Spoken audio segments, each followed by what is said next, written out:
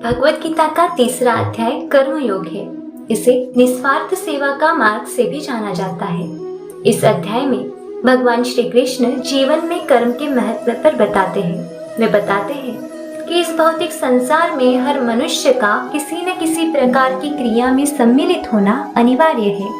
इसके अलावा वो उन कार्यों के बारे में बताते हैं जो मनुष्य को बांधते हैं अथवा जो मनुष्य को मुक्ति दिलाते हैं। अर्जुन बोले, हे जनार्दन, यदि आपको कर्म की अपेक्षा ज्ञान श्रेष्ठ मान्य है तो फिर हे केशव, मुझे भयंकर कर्म में क्यों लगाते हैं? आप मिले हुए से वचनों से मेरी बुद्धि को मानो मोहित कर रहे हैं। इसलिए उस एक बात को निश्चित करके कहिए जिससे मैं कल्याण को प्राप्त हो जाऊं। इस पर श्री भगवान बोले, हे निष्पाप, इस लोक में 2 प्रकार की निष्ठा मेरे द्वारा कही गई है। उनमें से सांख्य योगी की निष्ठा तो ज्ञान योग से है और योगियों की निष्ठा कर्म योग से है।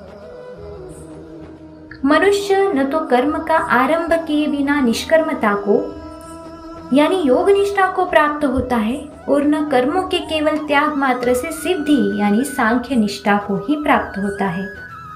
निसंदेह कोई भी मनुष्य किसी भी काल में क्षण मात्र भी बिना कर्म किए नहीं रहता, क्योंकि सारा मनुष्य समुदाय प्रकृति जनित गुणों द्वारा परवश हुआ कर्म करने के लिए बाध्य किया जाता है। जो मूढ़ बुद्धि मनुष्य समस्त इंद्रियों को हठपूर्वक ऊपर से रोककर मन से उन इंद्रियों के विषयों का चिंतन करता रहता है, वह मिथ्याचारी अर्थात दंभी कहा जाता है। किंतु हे अर्जुन, जो पुरुष मन से इंद्रियों को वश में करके अनासक्त हुआ समस्त इंद्रियों द्वारा कर्म योग का आचरण करता है, वही श्रेष्ठ है। तो शास्त्र विहित कर्तव्य कर्म कर, क्योंकि कर्म न करने की अपेक्षा कर्म करना श्रेष्ठ है, तथा कर्म न करने से तेरा शरीर निर्वाह भी नहीं सिद्ध होगा। यज्ञ के निमित्त किए जाने वाले कर्मों से अतिरिक्त दूसरे कर्मों में लगा हुआ ही यह मनुष्य समुदाय कर्मों से बनता है। इसलिए हे अर्जुन, तो आसक्ति से रहित होकर उस यज्ञ के निमित्त ही भली भांति कर्तव्य कर्म कर। श्री भगवान आगे बताते हैं कि प्रजापति ब्रह्मा ने कल्प के आदि में यज्ञ सहित प्रजाओं को रचकर उनसे कहा कि तुम लोग इस यज्ञ द्वारा वृद्धि को प्राप्त हो जाओ और यह यज्ञ तुम लोगों को इच्छित भोग प्रदान करने वाला हो जाए। तुम लोग इस यज्ञ द्वारा देवताओं को उन्नत करो और वे देवता तुम लोगों को उन्नत करे। इस प्रकार निस्वार्थ भाव से एक दूसरे को उन्नत करते हुए तुम लोग परम कल्याण को प्राप्त हो जाओगे। यज्ञ द्वारा बढ़ाए हुए देवता तुम लोगों को बिना मांगे ही इच्छित भोग निश्चय ही देते रहेंगे। इस प्रकार उन देवताओं द्वारा दिए हुए भोगों को जो पुरुष उनके बिना दिए स्वयं भोगता है, वह चोरी ही है।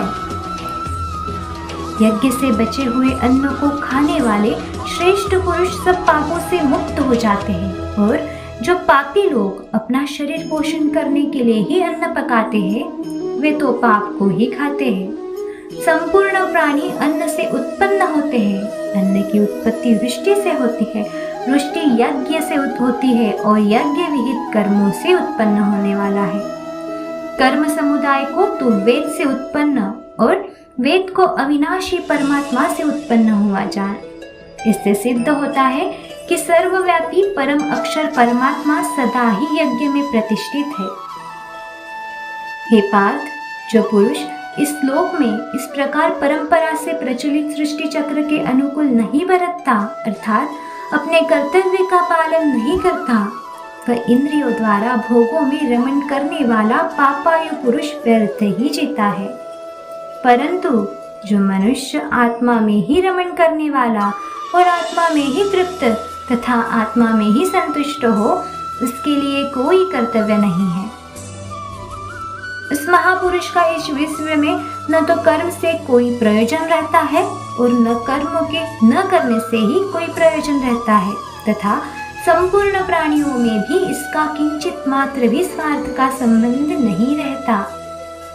इसलिए तू निरंतर आसक्ति से रहित होकर सदा कर्तव्य कर्म को भली भांति करता रहे, क्योंकि आसक्ति से रहित होकर कर्म करता हुआ मनुष्य परमात्मा को प्राप्त हो जाता है। जनकादिक ज्ञानी जन भी आसक्ति रहित कर्म द्वारा ही परम सिद्धि को प्राप्त हुए थे।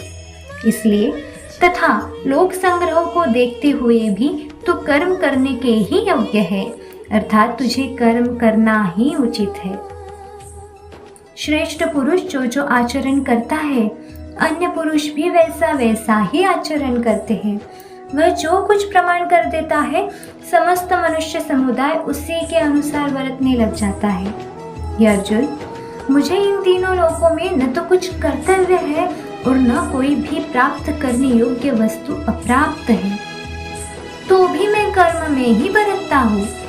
क्योंकि हे पार्थ, यदि कदाचित मैं सावधान होकर कर्मों में न बरतूं तो बड़ी हानि हो जाए, क्योंकि मनुष्य सब प्रकार से मेरे ही मार्ग का अनुसरण करते हैं।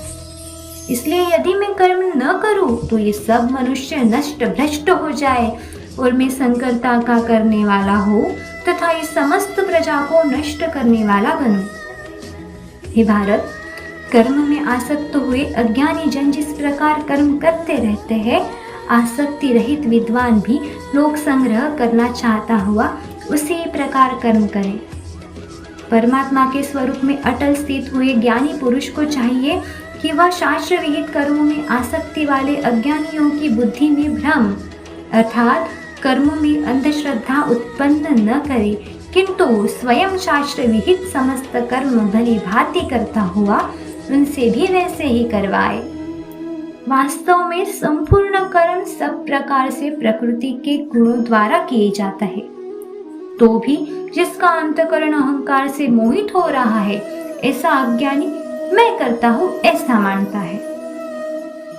परंतु हे महाबाहो, गुण विभाग और कर्म विभाग के तत्व को जानने वाला ज्ञान योगी संपूर्ण गुण ही गुणों में बरत रहते हैं, ऐसा समझकर उनमें आसक्त नहीं होता। प्रकृति के गुणों से अत्यंत मोहित हुए मनुष्य गुणों में और कर्मों में आसक्त रहते हैं। उन पूर्णतया न समझने वाले मंद बुद्धि अज्ञानियों को पूर्णतया जानने वाला ज्ञानी विचलित न करे।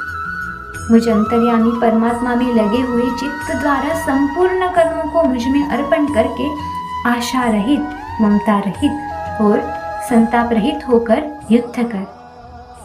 जो कोई मनुष्य दोष दृष्टि से रहित और श्रद्धा युक्त होकर मेरे इस मत का सदा अनुसरण करते हैं, वे सभी संपूर्ण कर्मों से छूट जाते हैं। परंतु जो मनुष्य मुझ में दोषारोहण करते हुए मेरे इस मत के अनुसार नहीं चलते, उन मूर्खों को तो संपूर्ण ज्ञानों में मोहित और नष्ट हुए ही समझ। सभी प्राणी प्रकृति को प्राप्त होते हैं, अर्थात अपने स्वभाव के परवश हुए कर्म करते हैं। ज्ञानवान भी अपनी प्रकृति के अनुसार चेष्टा करता है, फिर इसमें किसी का हट क्या करेगा। इंद्रिय के अर्थ में अर्थात प्रत्येक इंद्रिय के विषय में राग और द्वेष छिपे हुए स्थित है। मनुष्य को उन दोनों के वश में नहीं होना चाहिए, क्योंकि वे दोनों ही इसके कल्याण मार्ग में विघ्न करने वाले महान शत्रु हैं।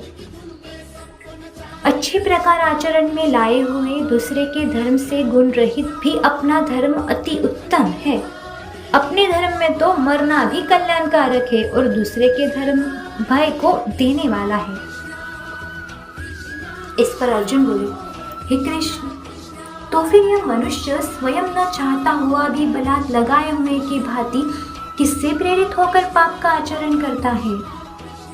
इस पर श्री भगवान बोलते हैं, रजोगुण से उत्पन्न हुआ यह काम ही क्रोध है।